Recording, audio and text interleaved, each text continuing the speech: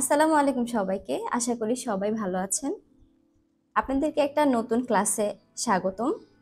আজকে আমাদের ক্লাসের টপিক হচ্ছে what to avoid during pregnancy. আমরা প্রেগন্যান্সির সময় কি কি মেডিকেশন অ্যাভয়েড করব, maternal nutrition, test during pregnancy.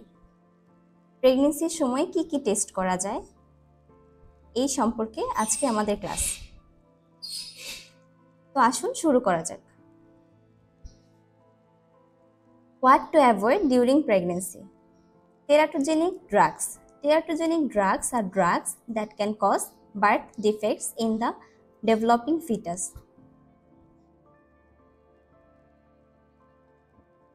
Teratogenic drug হচ্ছে মূলত এমন কিছু ড্রাগস যেটা ডেভেলপিং ফিটাস বা গ্রোয়িং ফিটাসের কিছু বার্থ ডিফেক্টস বা বার্থের সময় যে ডিফেক্টগুলো থাকে, যেমন আমরা জানি স্পাইনা বিফিডা আছে এর মধ্যে অন্যতম। তো এই বার্থ ডিফেক্টসগুলো কাটানোর জন্য আমরা যে ড্রাগসগুলো ব্যবহার করে থাকি সেগুলো হচ্ছে teratogenic drugs. This medications should be avoided during pregnancy. তো এই প্রেগনেন্সির সময় আমাদের এই মেডিকেশনগুলো অ্যাভয়েড করতে হবে। যেমন এটা আমরা মনে রাখতে পারি টেরাটোয়াস, এভাবে আমরা মনে রাখতে পারি, নিউমোনিক বলতে পারি এটাকে আমরা। যেমন থ্যালিডোমাইড। থ্যালিডোমাইড মূলত হচ্ছে একটা টেরাটোজেনিক ড্রাগস। এটা মূলত বাংলাদেশে ক্যাপসুল ফরম্যাটে কিছু পাওয়া যায়, যেমন মিডোথাল ক্যাপসুল 50 mg, থ্যালিমাইড ক্যাপসুল 50 mg, থ্যালিমাইড ক্যাপসুল 100 mg। মূলত ক্যাপসুল ফরম্যাটে পাওয়া যায় এই মেডিকেশনগুলো। মূলত এটার ইন্ডিকেশন হচ্ছে মাল্টিপল মায়োলোমা। তো মাল্টিপল মায়োলোমা সম্পর্কে আমরা জানি এটা হচ্ছে ক্যান্সার অফ প্লাজমা সেলস। আর এটার ইন্ডিকেশন হচ্ছে ল্যাকটেশন মাদার এবং প্রেগনেন্সির ক্ষেত্রে এই মেডিকেশনটা অ্যাভয়েড করতে হবে। এরপরে আমরা আসি এপিলেপটিক মেডিকেশন। এপিলেপটিক মেডিকেশন হচ্ছে যেমন সেডিল, সেডাপেন, অ্যাজিপাম, এপিলেপ, এগুলো ট্যাবলেট ফরম্যাটে পাওয়া যায়। কিছু কিছু আছে সাসপেনশন, আইভি ইনজেকশন হিসেবেও পাওয়া যায়। তবে আমি যেগুলো বললাম সেগুলো ট্যাবলেট ফরম্যাটে পাওয়া যায়, এগুলো হচ্ছে এপিলেপটিক মেডিকেশন।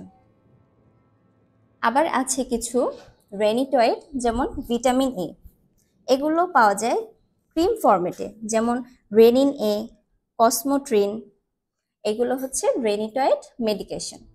আবার আছে কিছু এসি ইনহিবিটর, এআরবি, যেমন ক্যাপটোপ্রিল, লিসিনোপ্রিল, ইনারাপ্রিল, এগুলো হচ্ছে এসি ইনহিবিটর, এগুলো টেরাটোজেনিক ড্রাগস। থার্ড এলিমেন্ট বলতে আমরা লিথিয়ামকে বুঝে থাকি। এটাও অবশ্যই টেরাটোজেনিক ড্রাগ এবং প্রেগনেন্সিতে এটা অ্যাভয়েড করতে হবে। কিছু ওরাল কন্ট্রাসেপটিভস আছে, সেই কন্ট্রাসেপটিভসগুলো মূলত টেরাটোজেনিক ড্রাগ, এগুলো প্রেগনেন্সিতে অ্যাভয়েড করতে হবে। আবার আছে ওয়ারফেরিন, পৌমেডিন। ওয়ারফেরিনটা মূলত হচ্ছে vitamin K antagonist, use to treat venous thromboembolism. তো ভেনাস থ্রম্বো এম্বলিজমকে ট্রিট করার জন্য মূলত ওয়ারফেরিনকে ব্যবহার করা হয়। পালমোনারি এম্বলিজম, তারপরে হচ্ছে অ্যাট্রিয়াল ফিব্রিলেশন, এগুলোকে অ্যাভয়েড করার জন্য মূলত ওয়ারফেরিন ব্যবহার করা হয়। তো ওয়ারফেরিনের যে ট্যাবলেট ফর্মেটগুলো আমাদের বাংলাদেশে পাওয়া যায়, যেমন ফেরিন, ওয়ারিন 5 mg, এগুলো আমাদের বাংলাদেশে ট্যাবলেট ফর্মেটে পাওয়া যায়। তারপর হচ্ছে অ্যালকোহল। এই অ্যালকোহলও মূলত টেরাটোজেনিক ড্রাগস। সালফোমাইড, সালফোনেটস, মূলত এগুলো হচ্ছে টেরাটোজেনিক ড্রাগস।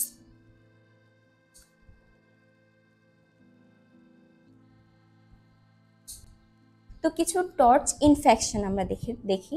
টর্চ ইনফেকশনস আর infections that can cross the placenta. তো মূলত হচ্ছে এটা এমন একটা ইনফেকশন যেটা মা থেকে ফিটাসের কাছে ট্রান্সফার হতে পারে প্লাসেন্টার মাধ্যমে। They can harm pregnant women and the developing fetus. এটা স্বাস্থ্যের পক্ষে হানিকারক প্রেগনেন্ট উইমেন এবং ডেভেলপিং ফিটাস দুইটার ক্ষেত্রেই।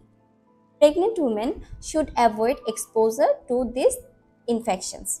তো অবশ্যই প্রেগনেন্ট ওমেনদের এটা কিন্তু অ্যাভয়েড করতে হবে, যাতে তার ফিটাসের ডেভেলপিং যে ফিটাস তার যেন এই ইনফেকশনটা অ্যারাইজ না করে।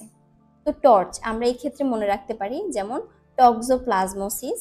টক্সোপ্লাজমোসিস মূলত র মিট এবং ক্যাট ক্যাট ক্যাট ফিকেস থেকে আসলে টক্সোপ্লাজমোসিসটা আসে। তো ক্যাটের সংস্পর্শে যাওয়া থেকে দূরে থাকতে হবে এই প্রেগনেন্সির সময়। আর র মিট, র ভেজিটেবলস এগুলো খাওয়া থেকে অ্যাভয়েড করতে হবে। যেমন তারপরে হচ্ছে আদার ইনফেকশনস বলতে সিফিলিস, পার্ভোভাইরাস, B19, হেপাটাইটিস, এগুলোকে আদার ইনফেকশনস বলা হয়ে থাকে। এরপরে দেখছি রুবেলা, সাইটোমেগালোভাইরাস যেটাকে আমরা CMV বলে থাকি, herpes simplex virus, HSV।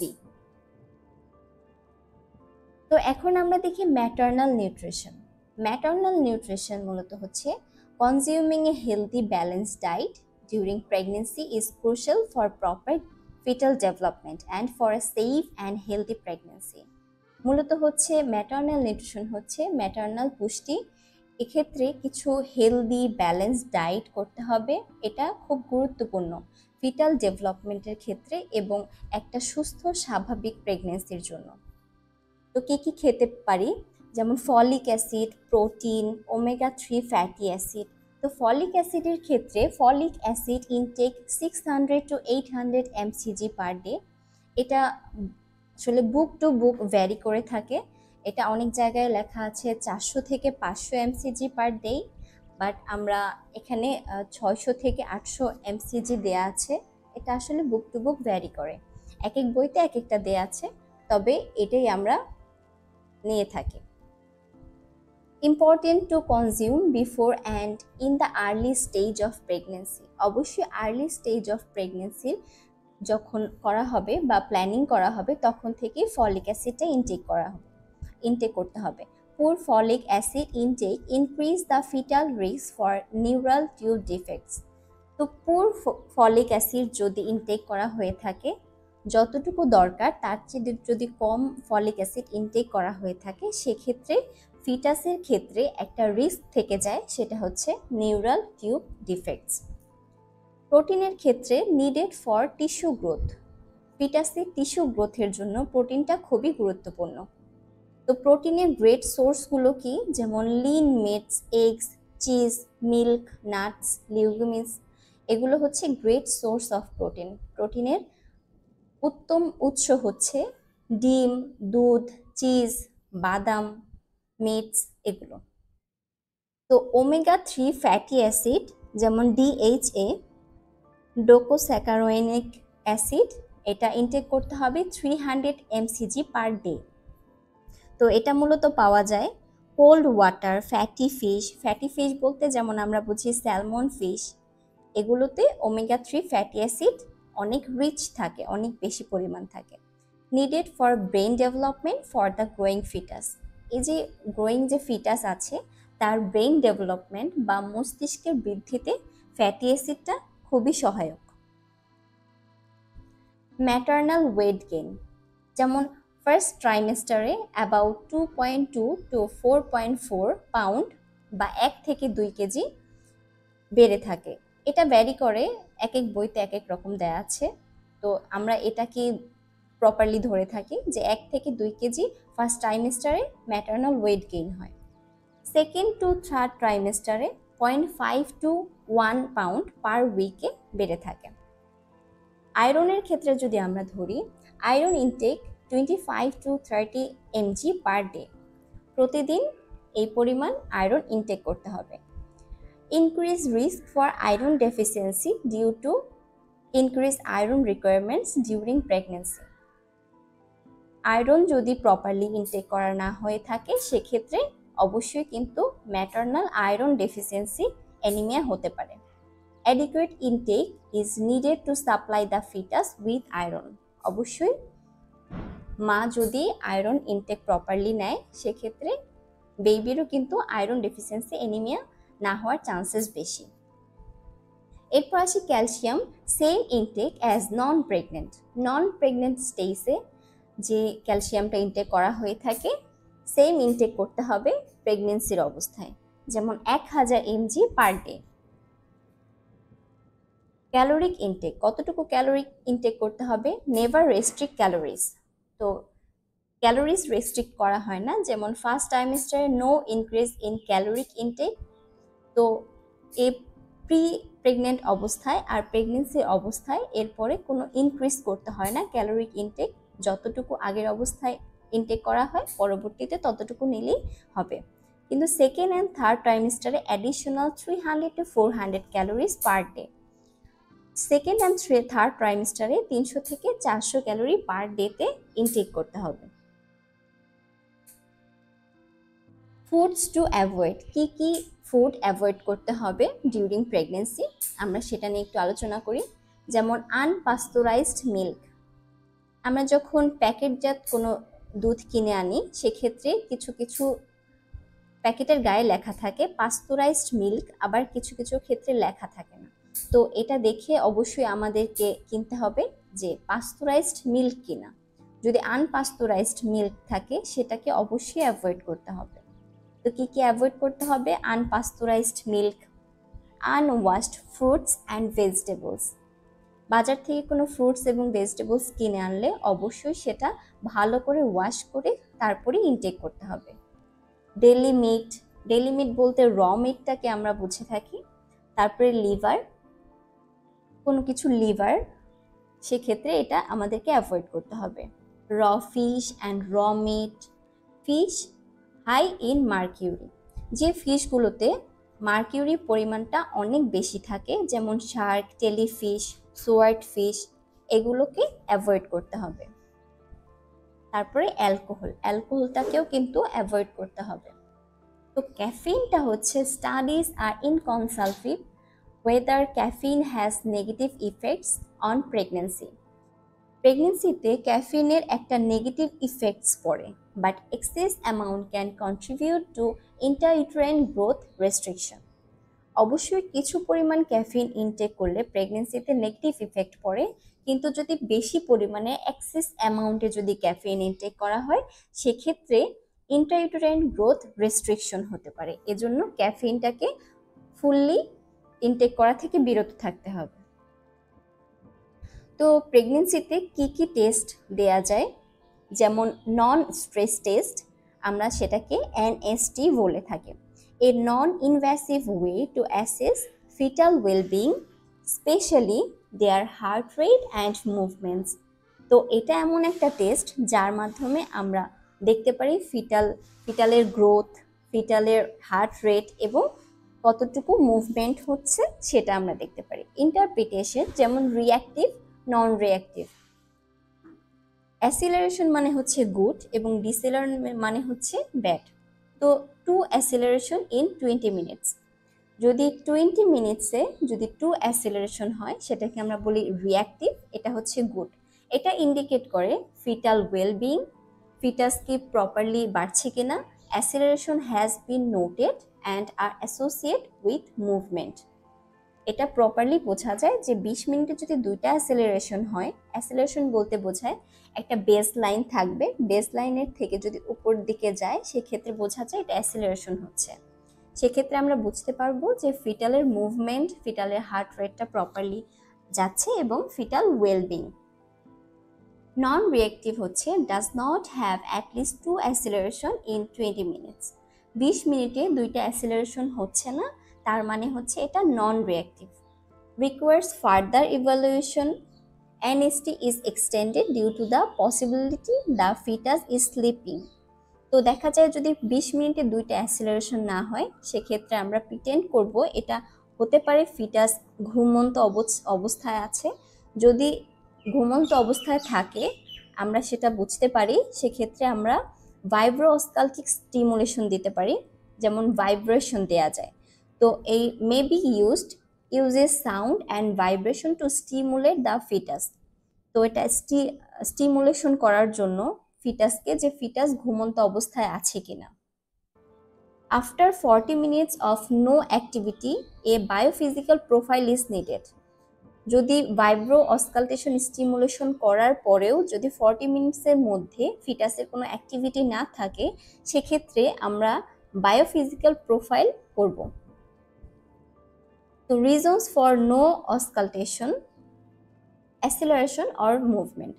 The fetus is sleeping, যদি ফিটাস যদি স্লিপিং অবস্থায় থাকে, ঘুমন্ত অবস্থায় থাকে, সেক্ষেত্রে তার মুভমেন্ট না করার সম্ভাবনা অনেক বেশি।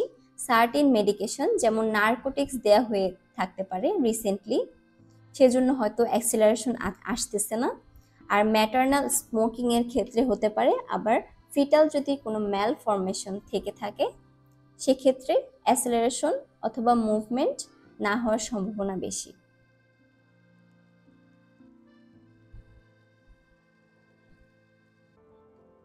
আচ্ছা, আমরা আরেকটা টেস্ট দেখি, যেমন কন্ট্রাকশন স্ট্রেস টেস্ট, যেটাকে আমরা সিএসটি বলে থাকি। এটাকে আরেকভাবে বলা যায় অক্সিটোসিন চ্যালেঞ্জ টেস্ট বা OCT. A test to assess the fetal response to contraction. কন্ট্রাকশনের সময় ফিটাল কতটুকু রেসপন্স করছে, এটা অ্যাসেস করার জন্য যে টেস্টটা করা হয় সেটাকে অক্সিটোসিন চ্যালেঞ্জ টেস্ট বা কন্ট্রাকশন স্ট্রেস টেস্ট বলা হয়ে থাকে। তো নেগেটিভ আমরা কখন ধরবো, যেমন 3 কন্ট্রাকশন ইন 10 মিনিটস, যদি 10 মিনিটে 3টা কন্ট্রাকশন হয়ে থাকে, সেক্ষেত্রে আমরা এটাকে নেগেটিভ ধরবো। যেমন ফিটাল হার্ট রেট এটা হচ্ছে বেজ লাইন, তো বেজ লাইনের উপরে যাচ্ছে না, তার মানে হচ্ছে এটা negative CST.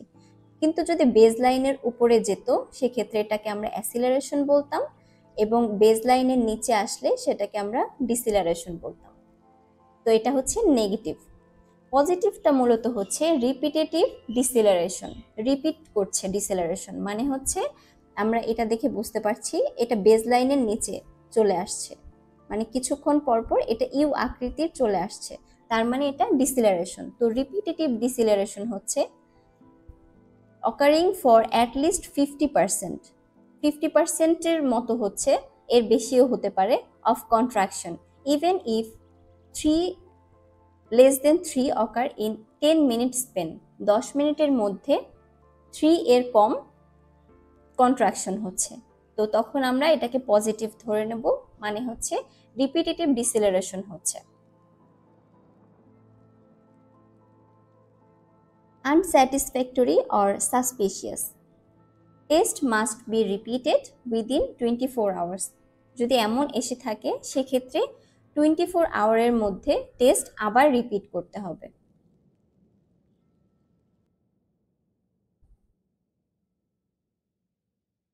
As I mention before, এর আগে কিন্তু আমরা পড়ে এসেছিলাম যে বায়োফিজিক্যাল প্রোফাইল করতে হবে। যদি 40 মিনিটসের মধ্যে বেবির মুভমেন্ট না হয়, সেক্ষেত্রে বায়োফিজিক্যাল প্রোফাইল করতে হবে, যেটাকে আমরা বিপিপি বলে থাকি। A non invasive test that combines a non-stress test and fetal ultrasound to assess the following। তো বায়োফিজিক্যাল প্রোফাইলের মধ্যে আমরা কি কি দেখে থাকি, যেমন fetal movement, fetal breathing movements, muscle tone, amniotic fluid index, যেটাকে এএফআই বলে থাকি, আর হচ্ছে নন স্ট্রেস টেস্ট, যেটা আমরা একটু আগে পড়ে এসেছি, নন স্ট্রেস টেস্ট, রিঅ্যাক্টিভ আর নন রিঅ্যাক্টিভ। তো এটার স্কোরটা মূলত আমরা দিব 2 স্কোর এবং স্কোর 0। যদি 8 to 10 হয়, সেক্ষেত্রে এটা হচ্ছে নর্মাল, আর 8 থেকে যদি কম আসে, সেক্ষেত্রে এটা হচ্ছে ফিটাল হাইপোক্সিয়া অ্যারাইজ করেছে, এটা আমরা বুঝতে পারবো।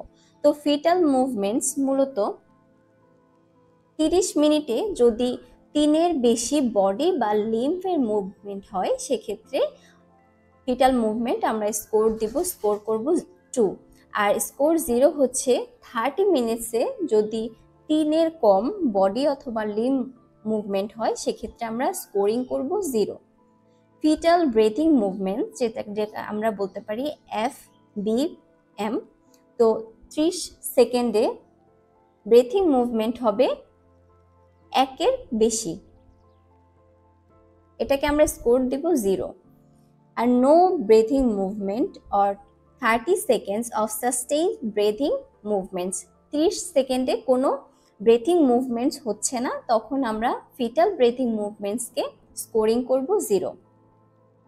আর মাসেল টোন যদি 1-এর বেশি হয়, এক্সটেনশন অথবা ফ্লেকশন, সেক্ষেত্রে আমরা স্কোরিং করব 2, এবং 0 হচ্ছে no movement, extension or flexion, সেক্ষেত্রে স্কোরিং করব 0। Amniotic fluid index AFI। তো 5 সেন্টিমিটারের বেশি, পকেট অফ ফ্লুইড 2 সেন্টিমিটারের বেশি, সেক্ষেত্রে আমরা স্কোর দেব 2। আর AFI অ্যামনিওটিক ফ্লুইড ইন্ডেক্স যদি 5 সেন্টিমিটারের কম হয় অথবা নো পকেট অফ ফ্লুইড, যেমন 2 সেন্টিমিটারের বেশি হয়, কোনো পকেট অফ ফ্লুইড নেই, সেক্ষেত্রে আমরা এটার স্কোর দেব 0। আর নন স্ট্রেস টেস্ট যেমন রিঅ্যাক্টিভ যদি থাকে সেক্ষেত্রে স্কোরিং করব 2, এবং নন রিঅ্যাক্টিভ যদি থাকে এক্ষেত্রে স্কোরিং করব 0। তো এভাবে টোটাল যদি 8 to 10 স্কোর আসে সেক্ষেত্রে আমরা ধরে নেব এটা নর্মাল, কিন্তু 8-এর থেকে যদি কম আসে সেক্ষেত্রে আমরা ধরে নেব এটা ফিটাল হাইপোক্সিয়া অ্যারাইজ করেছে। Thank you for watching our class. অ্যাডমিশনের জন্য স্ক্রিনে দেওয়া নাম্বারে কল করুন 01725532242 অথবা 01792666622। ধন্যবাদ সবাইকে। এরকম আরো মজার মজার ক্লাস পেতে আমাদের সাথেই থাকুন। পরবর্তী যে কোনো ক্লাসে আপনাদের সাথে কথা হবে। সে পর্যন্ত সবাই সুস্থ থাকবেন, ভালো থাকবেন। আসসালামু আলাইকুম।